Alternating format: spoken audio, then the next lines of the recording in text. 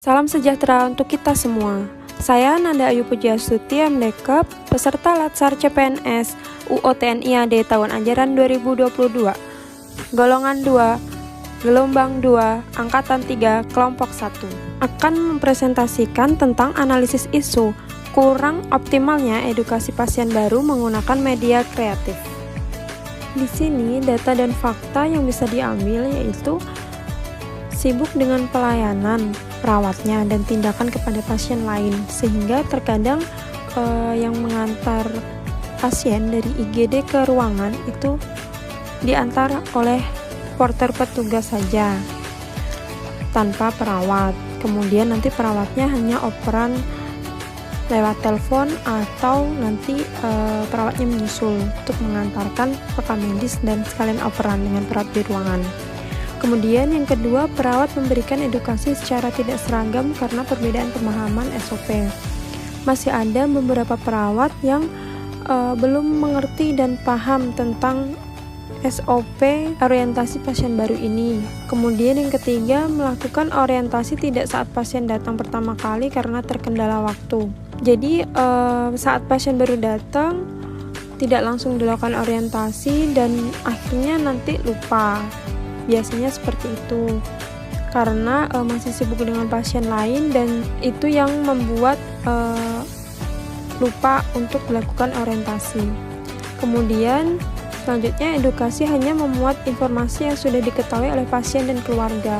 Terkadang perawat itu memberikan edukasi orientasi yang pasien dan keluarganya sudah tahu, yang belum tahu malah tidak diberitahu, dan perawatnya juga kurang lengkap dalam memberikan orientasi tersebut, seperti itu. Selanjutnya yaitu melakukan analisis isu menggunakan metode USG, yaitu urgency, seriousness, dan grow. Dari mendesaknya, kemudian dari kegawatannya, dan dari pertumbuhannya. Yang pertama masalahnya yaitu kurang optimalnya edukasi orientasi pasien baru. Yang kedua, belum optimalnya pengisian survei kepuasan. Yang ketiga, penggunaan alat pelindung diri yang kurang tepat.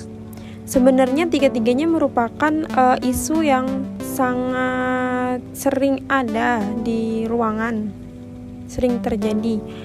Tapi untuk penilaian dari USG ini yang paling tinggi nilainya yaitu kurang optimalnya edukasi orientasi baru, sehingga saya mengambil analisis isu dengan topik tersebut.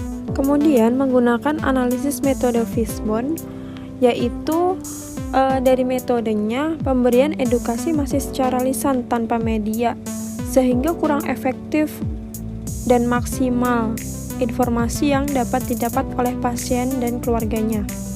Kemudian dari orangnya sendiri, yaitu perawat kurang memahami SOP edukasi pasien baru. Kurangnya pemahaman perawat juga mempengaruhi hal-hal apa saja yang kurang dalam pemberian edukasi orientasi pasien baru.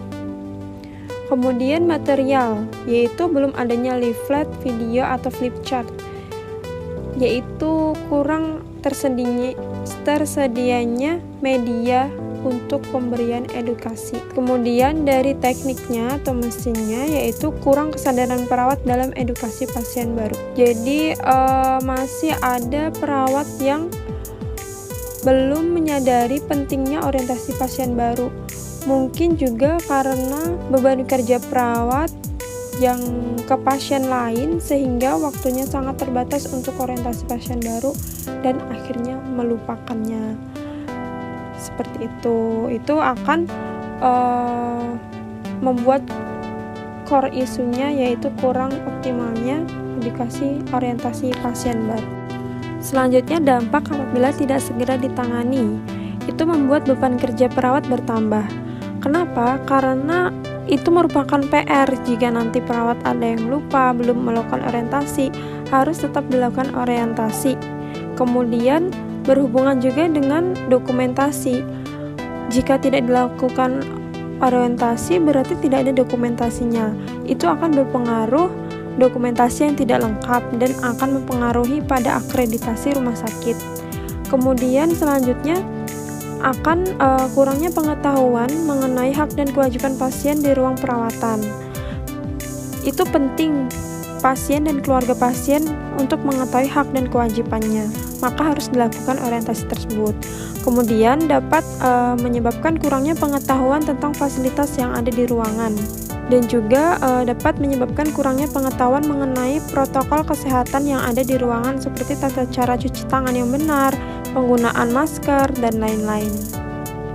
Selanjutnya, gagasan kreatif untuk memecahkan isu masalah tersebut. Yang pertama yaitu pembuatan media edukatif, kreatif yang menarik dan mudah dipahami oleh pasien dan keluarga.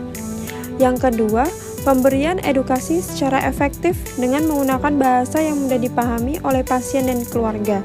Yang ketiga, pemahaman kembali SOP pemberian edukasi orientasi pasien baru pada perawat. Jadi diharapkan perawat dan tenaga kesehatan dapat memahami kembali apa itu SOP pemberian edukasi orientasi pasien baru dan bagaimana seperti itu. Gagasan pemecahan isu tersebut akan membuat pasien terlayani dengan prima, dengan puas sesuai dengan kemauan pasien, sehingga nanti di lembar survei kepuasan pasien dapat diberikan yang baik.